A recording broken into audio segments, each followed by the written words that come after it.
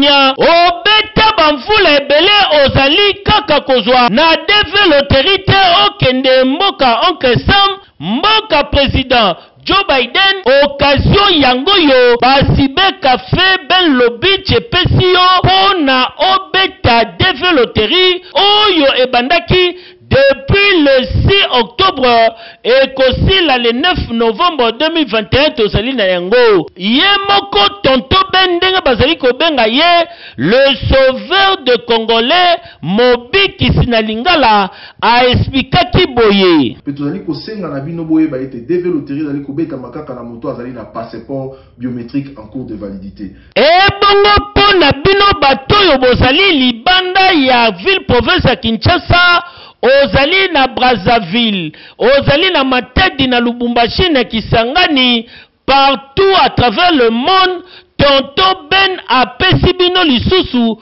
occasion ya kobeta deve loterie na basibe café ya ben lobby pe ya ko gagner. Ozali ko rappeler la bande ko nyonso oyo balingi kobeta deve loterie ozala kana Kinshasa te, ozala na intérieur ya pays na Lubumbashi na Kananga na Mbujimai, ozali na Europe na France na Belgique. Vous allez participer à la DV Loterie qui m'a mon studio photo bakanga yo photo na format américain mais photo ana ba bimisa yango na papier te ba imprimer en moté ba tindela yo na téléphone directement yo pe otindela biso directement et puis aujourd'hui page ya passeport na yo esika photo na identité na yo ezalaka osaleli biso capture ya écran otindeli biso na WhatsApp ya ba numéro mibale. Je pense que tokobete la yo DV Loterie parce que bandeko ba mekaki système wana na 2019 na 2020 bango nyonso bakanaki ba gagnant ebele bazali osala ba démarche mosusu ba uti kokende mais ba betelaki DV Loterie na Kinshasa te. Sala expérience wana je crois que kopesa nga raison.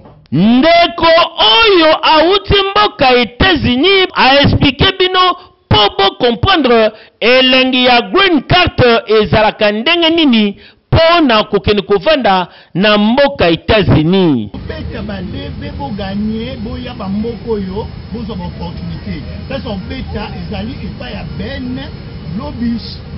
Ben Lobish ya kutu ya blague ti ya blague. Ah garçon moko très sérieux. On beti pour le bakuto. États-Unis a fait. États-Unis a lola. Ya blague kutu.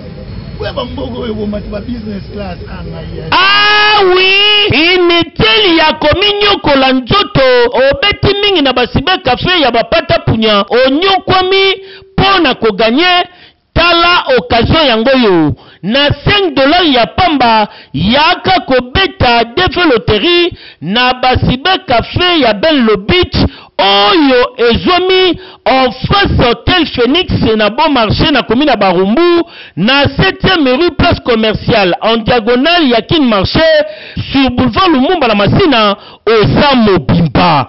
Merci tonton Ben pour opesi ba Congolais occasion ya kobeta DV Loterie na passeport biométrique oyo ezali na validité pe lisusu ya ko gagner ya kokende mboka États-Unis. Keyo, oui.